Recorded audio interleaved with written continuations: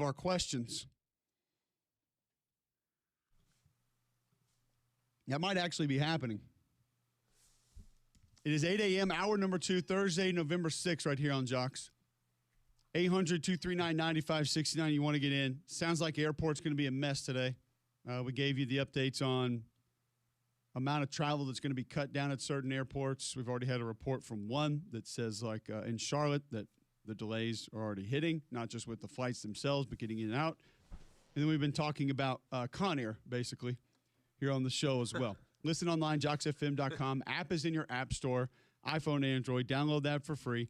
Also, you can listen on the go with that. And if you want to watch us live, you can do it on YouTube each and every day, or tell your home smart speaker to just enable the Jock skill. Bill Smith Buick GMC is the GMC Dealer of the Year, the national champion of GMC dealers. They've won 8 national championships. It's pretty incredible when you take that into account. So go and check them out. Short drive up to Coleman, I-65, exit 310, Highway 31. Go get yourself a brand new Buick Encore Sport Touring. This is a beautiful vehicle, $30,180. You can take $6,000 off the sticker price. That gets you out the door for $24,180. That's a sporty, economical SUV. It's a really, really nice vehicle. Highly recommend you go and checking it out. $30,180 takes it down to $24,180. It's deals like that to keep people coming back. That's why 65% of their business, or 75% of their business, is repeat customers. It's because you have a better experience when you shop with Bill Smith. Take the short drive to Coleman. You'll be glad you did. You can also shop online, have it delivered right to your driveway at BillSmithBuickGMC.com. All right, we're going to go to the Higginbotham hotline. Special Agent Mark is calling in to maybe assist us with some of this that's happening at the airport. Mark, welcome into the show. Thank you very much for your assistance here. Thank you, guys. Good to be here. How can you help us? So, yeah, that's a fairly common way to transport prisoners. It's just economically more affordable. It's easier for the agents. You know, and especially doing cross-country flights for jurisdiction reasons, somebody's getting extradited or, you know, shipped for whatever reason from prison to prison or from location to location. It's a lot easier just to do it on a flight with a couple agents than you have to put them in a car. You got fuel costs, overnight stays, multiple stops, you know, breakdowns, problems in vehicles. It's just economically and logistically faster and smoother, cheaper way to do it. It's fairly common. Is there like a limit on what type of prisoner we're talking about here? Sure, yeah. I mean, most are nonviolent offenders. They're not going to be, you know, murderers or rapists or anything like that. Most of those prisoners are, they have more secure ways to take care of those men and women. But mostly 90% of the time, these people are going to be nonviolent.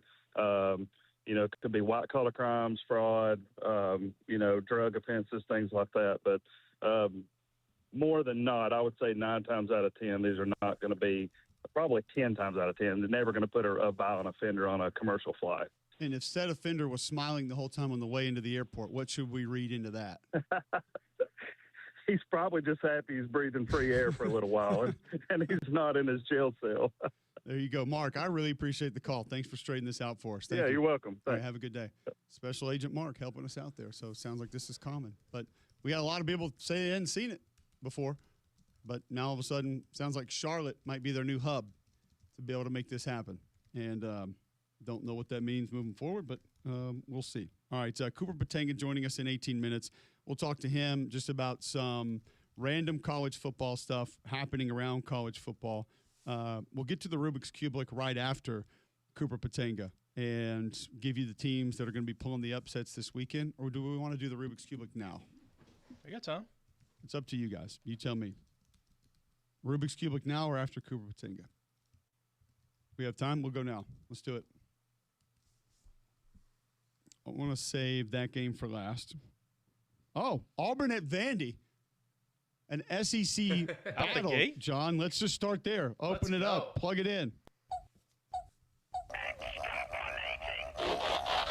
Major input. Input. Woo! All done. All right, games in Nashville. Obviously, that's advantage Vandy. Auburn runs for 165 a game. Vandy just 187 a game. I thought those differentials would be a little bit more.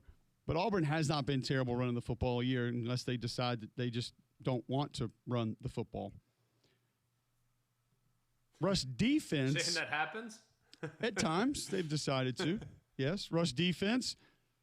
83 yards a game for Auburn. That's third in the SEC. 102 yards per game for Vandy. Advantage Auburn. Vandy +4 in the turnovers. Not too bad.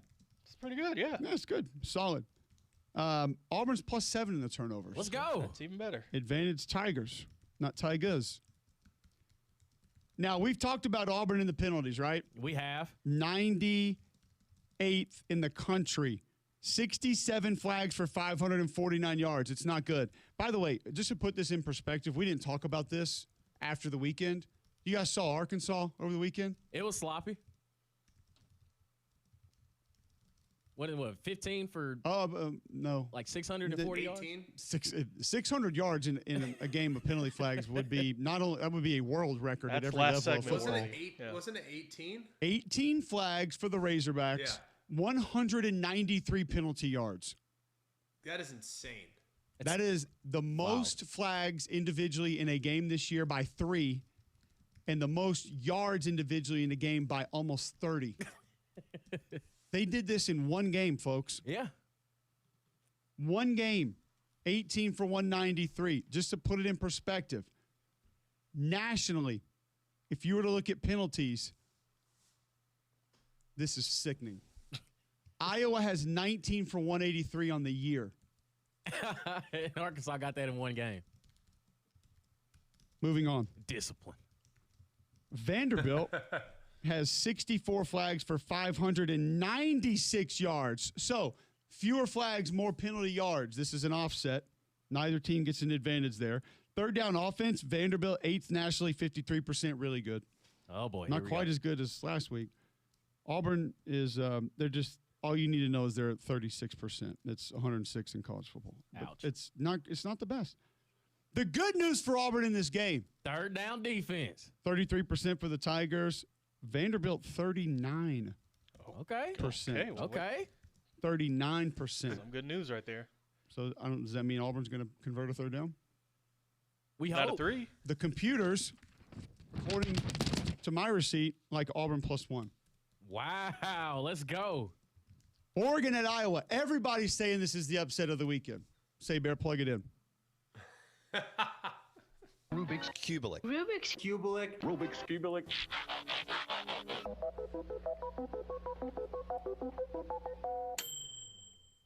Games at Iowa, obviously. Advantage Hawkeyes. Oregon, 237 on the ground per game. Iowa, 185. Advantage Ducks. 84 yards per game allowed on the ground by the Iowa defense. 114 by Oregon. Advantage Hawkeyes. Both these teams are +2 in the turnovers. They have 22 on the season. That is a push. In the penalty department, we just mentioned where Iowa is, number 1 in the country, 19 for 183. Oregon's not bad at 38 for 322. That's still an advantage for Iowa. In your third down offense, Oregon converts 49% of the time, Iowa 45% of the time. Ooh. Slight advantage to the Ducks. Ooh, slight. And your third down defense, Oregon allows 30%, 10th nationally. Iowa 35%. Not bad. We actually had to go to the tiebreaker on this. Which is? The Rubik's, it's a secret ingredient. Oh. Yeah. Okay. That's like the stuff they put on the Big Mac. Nobody knows how Nobody to make knows. that. They have a song about it. Yeah, but they don't say Oh, how to that's make special sauce. Yeah, you're right. Okay. The Rubik's Cubelic likes Oregon plus 0.5 Ooh, squeaker. in this matchup. Close one. Telling you. Close one. That game's all about who establishes the tempo, who establishes just the identity of the game. If it's in a phone booth, that is not good. That's an for the Oregon identifier, Ducks. is what this game is. Navy Yes, at it Notre is. Dame, John. Plug it in. major input.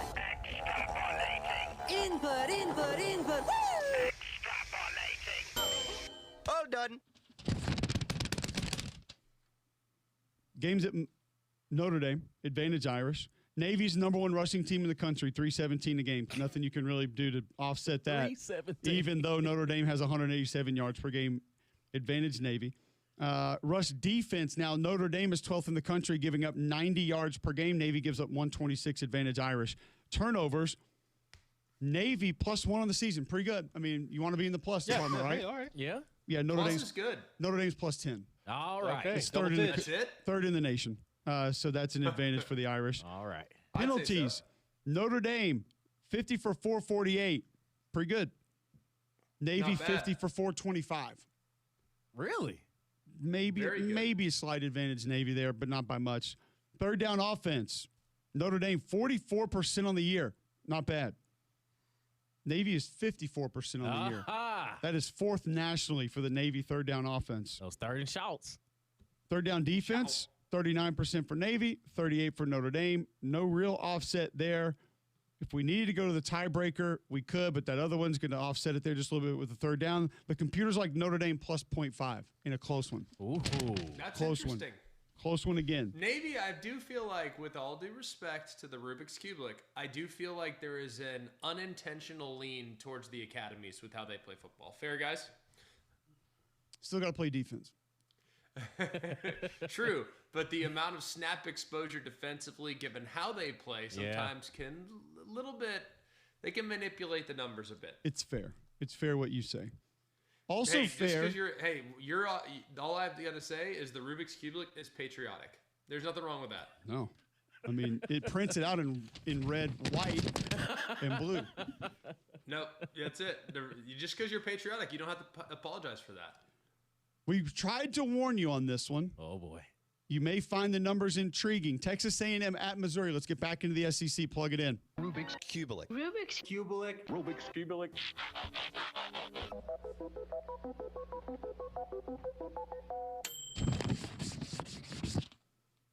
Games in Como. Rush offense, 200 a game for A&M.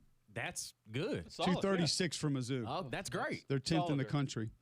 Now, A&M's only given up 118 rushing yards on the ground per game. It's not great, but it's not bad. That is a little surprising, though, is It it is. not? Because if you look at A&M, they gave up 200 early, right? So a little surprising, frankly.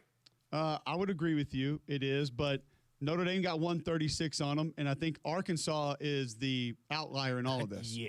Because they only went for 268. Now, Taylor Green had a lot to say about that, so you better have a mobile quarterback if you're going to move the ball against A&M.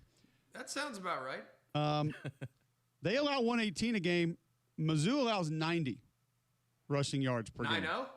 12th in the country, advantage Tigers. Okay. Now, your turnovers are -1 for A&M, -2 for Mizzou, so not a lot of real offset there. Missouri, by the way, 40 flags for 417 yards. Not bad. Not bad. A problem potentially for A&M that we have not discussed on this show would be them being ranked 121st in the penalty department this year. 63 flags, 537 yards. Last in the SEC. Yeah. We told you to be careful. That's advantage. You got a Missouri. penalty problem and you're going on the road? Hey. Just saying. What does Vegas say about penalties on the road? Home team -2. Road team's going to get 2 extra just because you're on the road? I don't know how it works. Now, third down offense, Missouri pretty good, 50%. It's 15th nationally. Okay. We can work A&M with that. 43%. Advantage Mizzou. I tried to tell you. I'm sensing a theme here. Roman. Texas A&M is last in the SEC in penalties. 63 for 537 yards. 121st nationally. Roman Harper could come up here and just do the show with us, but instead he's riding around Birmingham texting me to clarify things that I'm saying. So there you go, Rome. Pull up. Thanks for being here, Roman. Pull up. Thanks for listening in. He just texted, thanks, sir. You're welcome. 800-239-9569 if you want to get in. That's our boy. That's him. Missouri is second in the SEC in third down defense. Let's go. 28% allowed conversions on third down. That's the good news. Mm-hmm. Bad news. A&M is first, allowing 22% to be Okay. converted. Okay. So, now we told you, be careful with this one. These are just computers. Mm-hmm. Missouri +3. According to the algorithm. Hey, That feels sizable. What? A&M shouldn't even get off the plane Listen, and travel. the rheumatologists and orthopedists are the ones that made this, not us. We didn't put this together. These are computer rankings, guys. It's a formula. It changes every week. Sometimes when it's bad, when it's good, it doesn't change. Finally, Alabama welcomes LSU to town. Plug it in. Major input. Input. Woo! All done. Obviously, game in Tuscaloosa, advantage tied. Alabama rushes for 119 yards per game. It's not great, but it's better than LSU's 100, which I'm actually surprised it's 100. They're in triple digits. I'm really surprised it's 100. Triple digit. If you would have Okay. asked me to guess, I would have said like 78 yards a game, honestly. But you know what? Hey, we might actually see some evened up formations this week. We might see back-to-back handoffs. Let's go. Get ready, Kane No way. Womack. I'm just saying, like, you may see more than 3 different run plays in a game. Go. Advantage tied. Rush defense, Alabama, 149 per game, 72nd nationally. LSU allowed 135 per game, which is not great, but still better than Bama's. Advantage Tigers. In the turnovers, LSU's +4. That's good. Not as good as Very. +9. Roll Tide. For Alabama, 6th nationally, 1st in the SEC. Let's In the go. turnover department, advantage tied.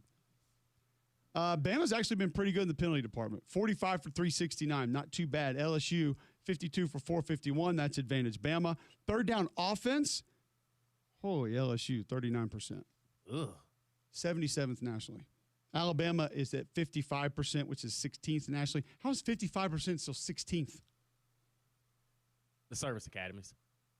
Well, Indiana, by the way, is converting 59% of their third down conversions this year. That is stupid. 59? What is the record in a season? I need to know. It's gotta be up Washington's there. at 56. Ohio State is at 54. Okay, so I think what we were learning Big today, Ten. the Big Ten doesn't play defense on third down. That's what it is. It's like they can't play at night. On third down, like they have to play like a base 4-3 and can't blitz. Yes. So, you know, That's what we're Commissioner seeing. Petitti has sanctioned everyone. You cannot I play love nickel that. personnel on third down, and you have to sit in a 1994 base 4-3 defense Yep. with giant Yep. shoulder pads on your linebackers. Yeah. How big? Tearaway jerseys? No, that's a little prior to that. The visors dang were it. just being introduced, Dang so you it. can use those. Third down offense, Bama 55%, LSU 39%. Third down defense, LSU allows 37%, Bama allows 37.1%. So no Ooh. real offset there. By a margin of +2, the Rubik's Cubelic likes Alabama to beat LSU. So your winners: Mizzou +3, Notre Dame +0.5, Oregon +0.5, Auburn +1, Alabama +2. Those are, listen, they're computers, guys. We don't make these up. Don't be mad at us Don't for yell these. at us. This is not an ours. algorithm that was set in place by the doctors and scientists there at Redstone Arsenal in Huntsville. We appreciate their hard work and diligence, especially when they completely overhaul it when they have a terrible weekend. 2-2 last week, so no overhaul.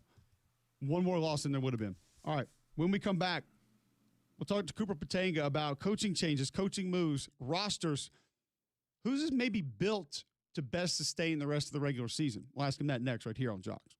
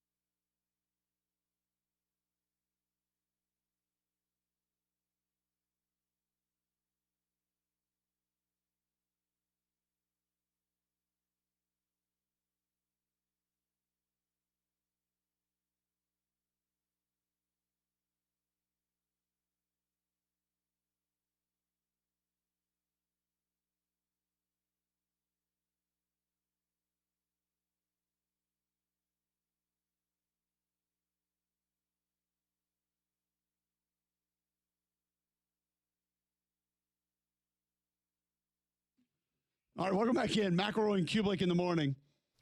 Before we move on to Cooper Patanga right here, Thursday, November 6th at 8:22 a.m., Greg, if people are looking to move out of their home or into a new home, who should they call? That'd be Crocker Moving Service, our local company owned by an Iraq War veteran, Eric Crocker. Crocker believes in hiring movers you can trust to complete full background checks and run drug tests on every single employee. These are good guys, and you can trust them in your home. Whether you need your whole home packed to move, your company headquarters moved across country, or you just want them to come rearrange your living room, these guys got you covered. They also do deliveries for furniture that you've purchased and need to get to your home. So call or visit them online today for a free quote. The website is crockermovingservices.com. That's crockermovingservices.com. Support your veterans by choosing Crocker Moving Service for your next move. All right, let's go to the Higginbotham hotline now. Cooper Patanga joining the show. I want to talk to him about a couple things around college football, some of these coaching maneuvers that are going to go down, who's going to be where. But I want to ask you this, Cooper, because you pay attention to rosters, how they're put together, recruiting, scouting, evaluating. Maybe there's some guys on some rosters that we're not talking about that could be extremely valuable down the stretch. Of some of these playoff teams, the ones that are in contention even to make it that might not be in the top 12 now, do you have a few rosters out there that you look at and say, I like them a little bit more just because of what they have, the depth it may offer them to be more sustainable if they were to get hit with an injury or two the rest of the way through this regular season? Yeah, there's a that's few great rosters. question. Oh, sorry. Go ahead, Greg. No, you're good. I was curious. I was just going to piggyback. I thought you were ready to roll. Let's go ahead.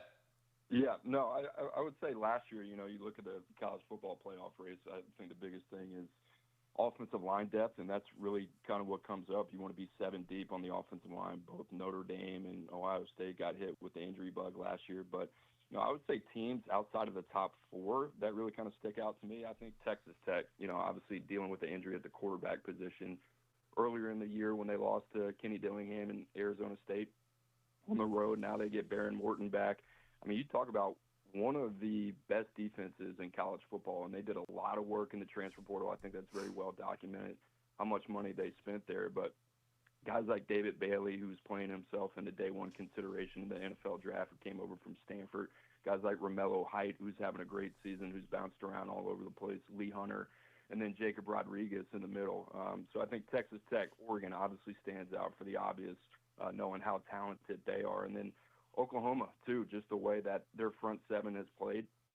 And then you think about all 3 of those teams, you like the stability at the quarterback position. And then, outside of that, I mean, I think Vandy, Miami, Michigan, Washington, I know it sounds crazy, but all 4 of those programs should have some opportunities, even on the outside looking in, that I think if one of those teams were to squeak in, they have the ability to get inside the college football playoff and make some noise.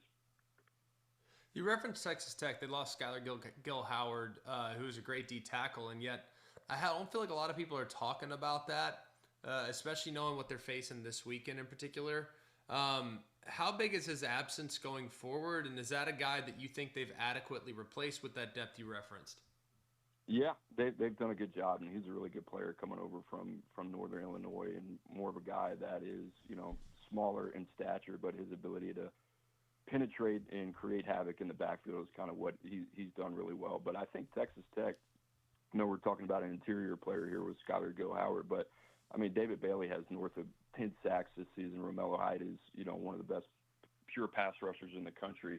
They've done a phenomenal job really getting the most out of that unit, not only the front 7, but in terms of what they've done on the back end as well. And when you think about Texas Tech, you typically think about offense, but this defense is legit. So I think their ability to stop the run, which they've done consistently all year, and they're going to have one of their biggest tests to date this weekend with BYU, but their ability to do that, and then with what they're capable on offense, I think Texas Tech is one of those teams, if they get in the CFP, that I think there's going to be a little bit of an adjustment for the national audience to look at Texas Tech and really say, hey, this is one of the more talented rosters in all of college football.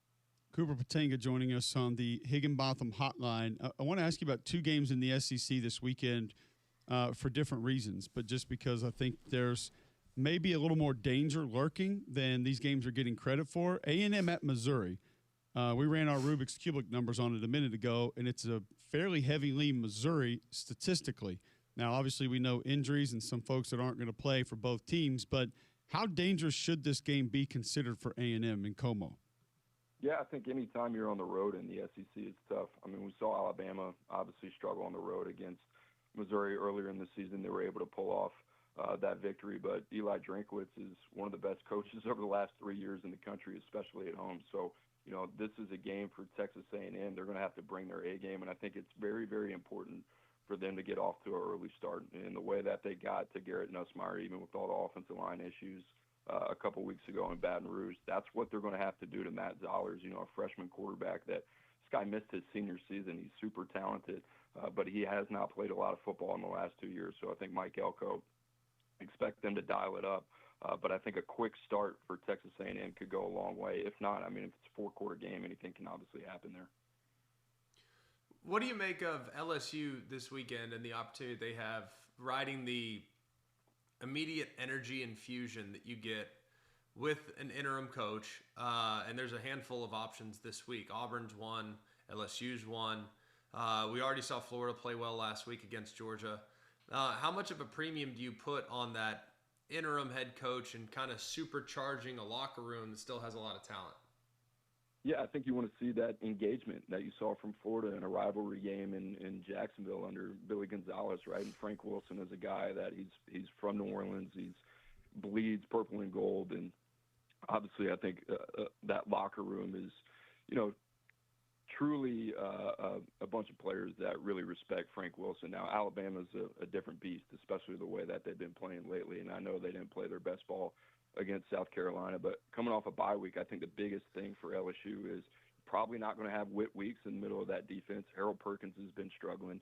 Can you get a running game going? I know Frank Wilson's talked about committing to the run, and Alabama is somewhat susceptible there, but you might not even have Carius Kern, right, who's a true freshman and only making one of the first starts of his career, right? So what does that offensive line look like? Can you have any type of consistency? I think the biggest thing for LSU is play with more pride. Brian Kelly is out for, a couple different reasons. What happened in Baton Rouge a couple weeks ago, you can't have that type of performance, right? There's a standard that people expect when you turn on to watch LSU football, and they want to see LSU be competitive with 4 quarters, regardless of the situation, even without a head coach. And I think LSU's talented enough to do that. So we'll see. Would love to see Garrett Nussmeier, that group of receivers, really kind of play to the talent that they have because they haven't done it all year. Cooper Patenga joining us on the Higginbotham hotline. You can find him on Twitter at Cooper Patenga, Petagna. Find his work on YouTube, wherever else you get your recruiting and football scouting news. All right, Cooper, so of the big 3 SEC jobs that are open, let's just focus in on those. LSU, Florida, Auburn. Is there one that you have a better feel for, one that you look at and say, based on what I've heard, who I've talked to, it looks like this one's going this way? Because I feel like we all feel like we had an idea initially. Maybe some things have changed. Now, some of them feel like they might be getting away a little bit as to walking into territory that none of us would have anticipated. Where are you on these hires? Yeah, I think LSU is the hardest to pinpoint because if Lane Kiffin decides to stay in Oxford or go to Gainesville, given the lack of alignment there, and I understand that they have a new school president and Verge Osbury with the interim tag off, but there is a lot of chefs in the kitchen, right? So you don't really know, okay, which way they're leaning. There's no experience that you can really lean on and say, okay, this is a track record. This is what they'd like to do. And if the big fish is off the board, who do you go after? So LSU is a curious one. Obviously, I would imagine that they're going to do everything that they can in their power to go after Lane Kiffin. But who's number 2, right? Is it a guy like John Summerall, 65 miles down the road in New Orleans? Is it a guy like Eli Drinkwitz in Missouri? Is it Kenny Dillingham, who could be looking for a bigger opportunity in the SEC? And, I would say out of the 3, maybe Auburn I have the best feel for, just because I feel like, they do have that alignment. Ironically enough, between their AD and their president, Kenny Dillingham is a guy that's worked there before. I think he would make sense. John Summerall, obviously, given his ties to Alabama, is a guy that I'm sure they'll monitor. And then Eli Drinkwitz as well, Clark Lee. I think there's more of a ideal short list of guys that really kind of fit what Auburn wants to be. And then, In terms of Florida, I don't really know. They're kind of in a comparable situation to LSU, right? I mean, a lot of these names are going to overlap, really kind of starting with Eli Drinkwitz and Lane Kiffin. And outside of that, if Lane were to stay or go to Baton Rouge and Drink were to go to Auburn or stay, it's like, what do you do if you're Florida? I mean, it's guys like Jed Fish, Brent Key, Jeff Brom, right?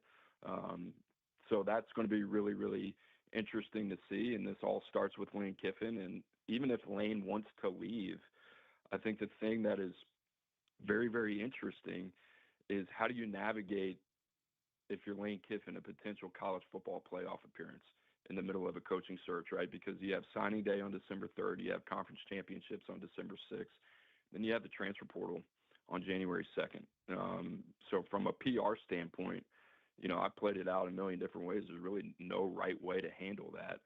Maybe that's not what he's concerned about, but the mental gymnastics of trying to, figure out, hey, can I leave for a job like LSU or Florida when it's more than likely my team's going to be in the CFP? I mean, that's a difficult thing to do. Very difficult. And last one, Coop, before we get it back to Cole, but I'm kind of looking at these jobs, and I get the sense that LSU's 1, Florida's 2, and then I'm not sure kind of where it goes beyond that. I think it's fit. I think it depends. It depends on what else might open. Some people might view Auburn ahead of Penn State ahead of Auburn. Frankly, I think it's beauty's kind of in the eye of the beholder. I think some people might have Florida ahead of LSU. So do you think universally, as you talk to all these guys and all these coaching search folks and stuff like that, all your sources, what do you think is the consensus 1, 2, 3, 4, 5, 6, 7, 8 job in this cycle? What's the pecking order right now? Yeah, I think Glenn Gilbo did a good job of really kind of talking about the difference between LSU and Florida. I mean, I think LSU, just given the success that they've had between Ed Orgeron to Les Miles to Nick Saban, all those guys winning national championships and then being the flagship school of the state, and then given where they are from a resource alignment standpoint, which you can't argue with over the last couple of years, I think LSU is seen as the number one. I don't think Florida's far behind. And then in terms of Auburn and Penn State, I think both of those programs have appeal, right? Obviously very different regionally standpoint, but I mean, I look at Florida and I look at Auburn, and it depends how you kind of want to view this thing, short term and long term. Auburn's got a lot of experience defensively of a lot of guys that will be coming back under DJ Durkin that have played very well. Those are valuable reps that have been banked, that are being banked. And you look also at the receiver position, and this is a big task for Auburn, but the talent that they have between Cam Coleman, Eric Singleton, you go down the list, guys like Perry Thompson, the offensive line and the running game could use some work, right? And obviously the quarterback position. But Auburn and Florida alike, there are some foundational pieces. DJ Lagway, Jaden Ball, Dallas Wilson, Vernell Brown. I mean, Billy Napier and Hugh Freeze did a good job recruiting. You can say a lot of different things about where they failed, but in terms of what they've done in the high school ranks, these jobs are very attractive to be able to win now with a couple tweaks. LSU is very different. LSU went all in on the transfer portal. They got the number one portal class in the country. And, they've done solid in terms of high school recruiting. But this is a team that would more than likely have to go back to the portal to put themselves in a position where a lot of people felt that they would be a national title contender in the preseason. So it depends what you're looking for.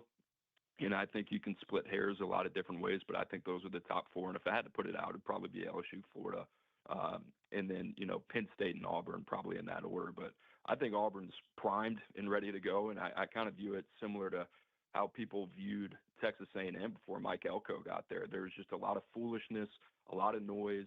Can you get the right guy on there that can get the program going in the right direction? And really start executing on all cylinders. And I think Auburn's got that type of potential.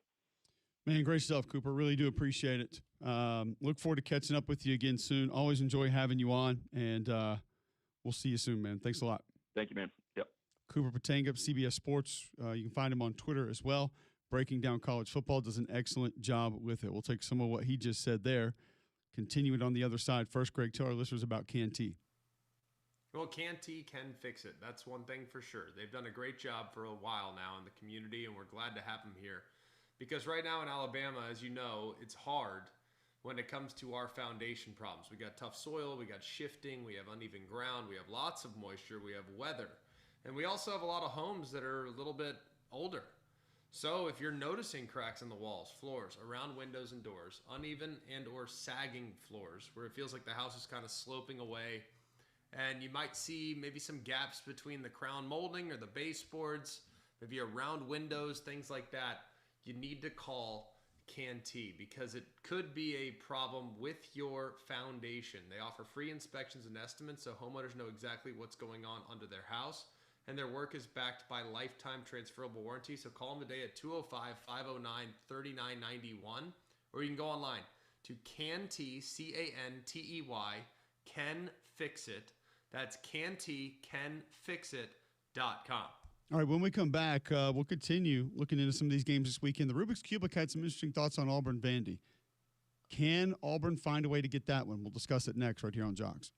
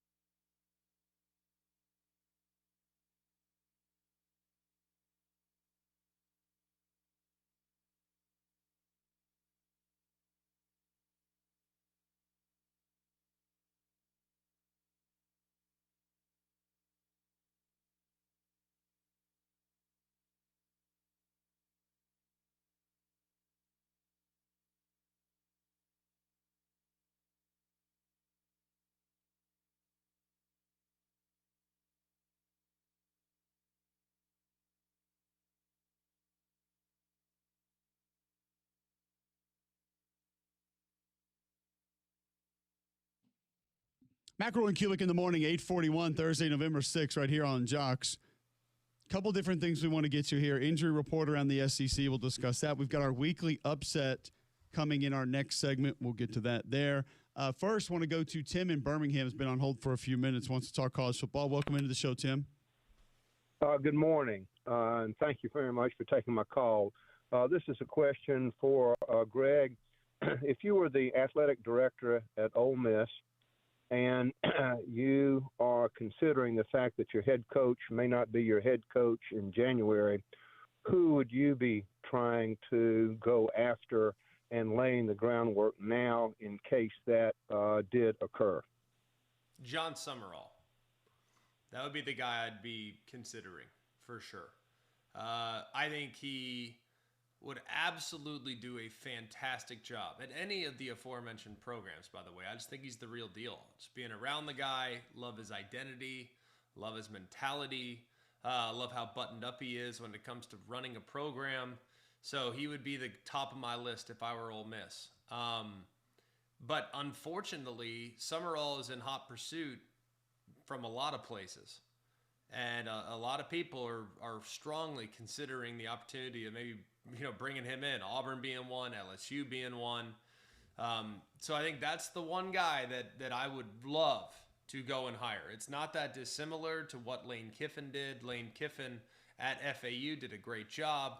You have a guy that is an established head coach that has been at not one but two G5 jobs, has won at both. So I think he would be my top candidate at Ole Miss for the fit and what kind of stability he would bring to the program. All right, so there you go. Some coaching Are candidates. you on board with that too? Who would you go after, Cole, if you were at Ole Miss? The one thing that I think if I was Keith Carter that I would heavily consider that no one has talked about if Lane Kiffin were to leave would be Pete Golding. Because I think you would agree like me that Lane was doing a good job, but this team changed drastically when Pete Golding came in. Yeah. And I think now he's been in an environment where Lane does it in a very different way. He spent time under Nick Saban. He came up around Ron Roberts, who's been all over the place. So I think he's got that experience. Now, could you go out and get someone a little bit more proven with more head coaching experience? Yes. But I think Pete's ready for that opportunity, and that's one that I would consider that I haven't heard anybody throw around if that were to take place with Lane Kiffin. I don't know where you are on that one, but that's one that I would at least have in front of me and take a close look at. Yeah. I think it makes sense. I mean, I think if you look at Pete Golding, I think the one question that you would have is the fact that he's never been a head coach. That's obvious. But his ability to recruit, his ability to relate to the players is fantastic. It's just hard sometimes to project when there's a proven guy that has done it by running his own program if you want to go and roll the dice. But let's look at the examples of guys that have been promoted from within after a guy leaves. Marcus Freeman is a great example. Promoted from within when a guy leaves. Mario Cristobal at Oregon, promoted from within when a guy leaves. And by the way, I know while Mario has his faults and has his detractors, I think you and I both agree, pretty good job under the circumstances when he took over at Oregon. Ryan Day, another example, the guy promoted from within when the guy leaves. Sharon Moore at Michigan, promoted from within when the guy leaves. Who knows how that one's going to work out. But that's 3 out of 4 that were pretty dang good under the circumstances, right? So Lincoln Riley, another guy, promoted from within when Bob Stoops decided to retire abruptly. So that is a path that has been successful in the past, and I'm sure there's one or two that I'm leaving out, but that has worked.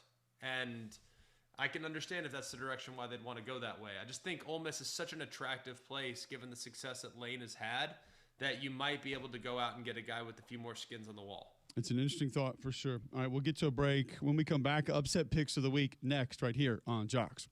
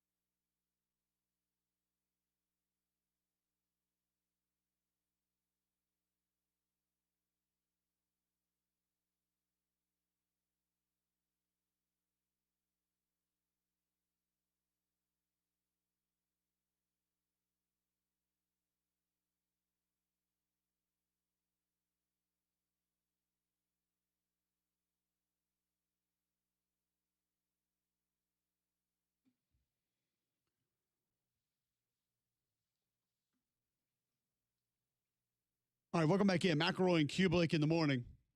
Thursday, November 6th, 8:49 a.m. right here on Jocks.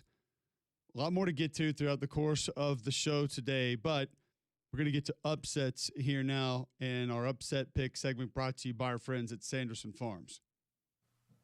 Sanderson Farms is the official chicken of the SEC. Go and check them out. They're the very best. Absolutely love this partnership. Love that they're now with us in the Southeastern Conference, taking care of farmers and people like us that go and shop Sanderson Farms. So go and check them out in your local grocery store and continue to support the SEC by shopping at Sanderson Farms. All right, so upset picks for the week.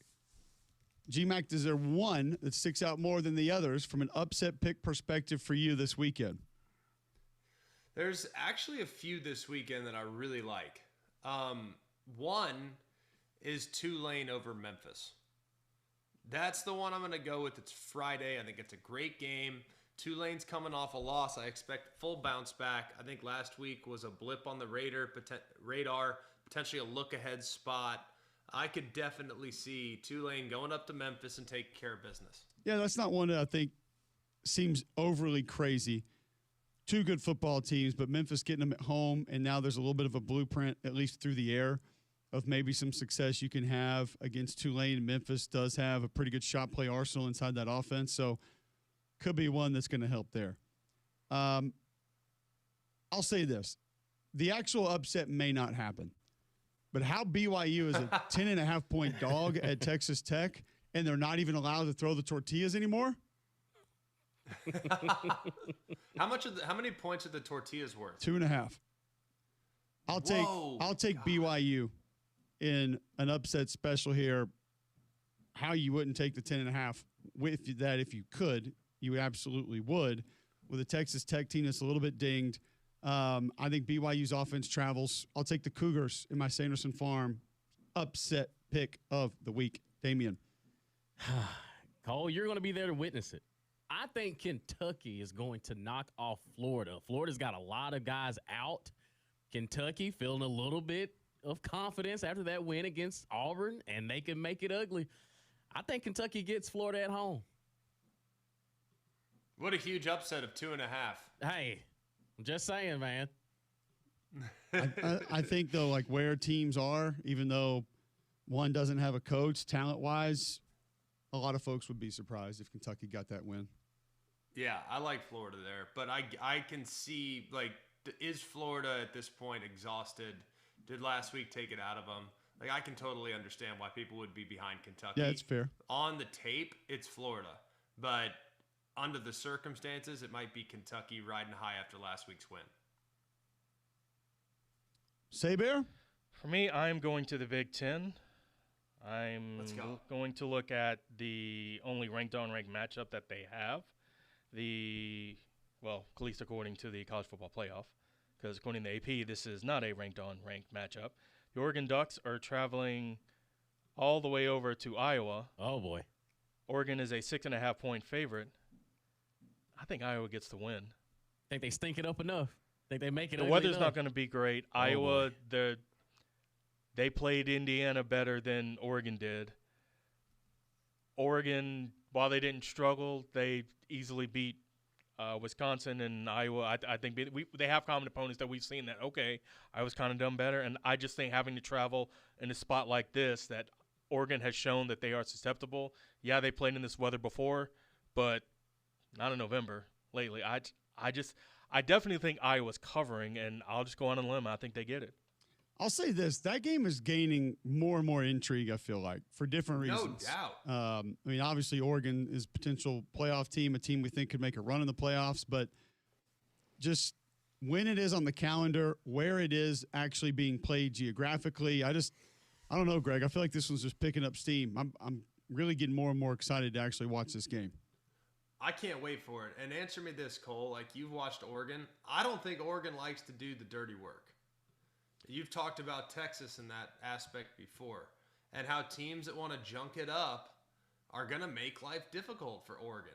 Now, if things go the way Oregon wants them to go and they gash them and seam them on a couple runs and all of a sudden Oregon jumps them early, then, yeah, look out. Katie bar the door is probably a wrap. But, huge but there, if the game can go at Iowa's pace, at Iowa's tempo, make it a phone booth game, then I like Iowa's chances. I mean, if you look at the times that Oregon's gotten punched in the mouth, it hasn't been good. If you really look at it, they got punched in the mouth there against Penn State, and Penn State, as we know, is fine, not great. Pretty decent on defense, but not great. They had 17 points in regulation in that game. You look at the game against Wisconsin, was not pretty for Oregon there as well. And then if you look at the other game where they scored 20 points, it wasn't pretty there as well, and that was against who was it against in regulation? Indiana. Teams that want to punch them in the mouth, not great. 17 points against Penn State in regulation, 20 against Indiana in regulation, 21 against Wisconsin in regulation. It's just, I think teams that can bow up physically have a real shot of kind of slowing Oregon down. I'm with you. Now, I will say there are individuals on the offensive line and defensive line that I feel like don't necessarily fit that bill, which you described. Collectively, yes. Right tackle will get after you. Uyunglele will get after you up front defensively for Oregon. They have a couple of guys that don't mind playing the hard hat role, but they don't seem to do it as a team. And, yeah, they run for a ton of yards. Iowa slows down the run as well as anybody. So if they neutralize that part, I don't think Oregon wants this game in Dante Moore's hands late to have to go out there and maybe make up a score or two, because that's when I think Iowa could be extremely problematic for that offensive line. So I just think it's going to be an interesting game. I'm excited to watch it, excited to see it. Those are your upset picks brought to you each and every week by Sanderson Farms, the official chicken of the SEC as well. So Sanderson Farms, we love them right here at Jocks. When we come back, the Coach Wimp Sanderson, maybe he's giving us a blue plate this week. I don't know, but we'll ask next on Jocks.